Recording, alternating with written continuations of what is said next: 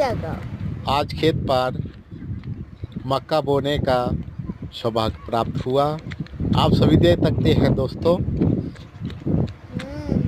खरीफ season की मक्का की बुआई चल रही है, जिससे घर के सभी सदस्य ये देखिए, ये खेत पर नित्या के पहुंचे हैं पापा और नित्या खेत आए हैं खेत बोने।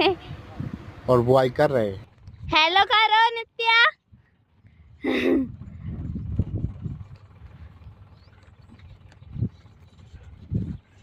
अब ये ट्रैक्टर के पास जा रहे हैं, तो देखिए ये रहा ट्रैक्टर।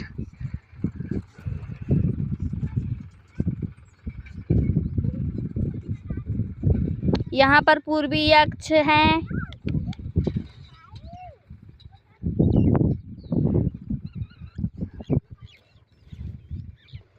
Bluetooth now.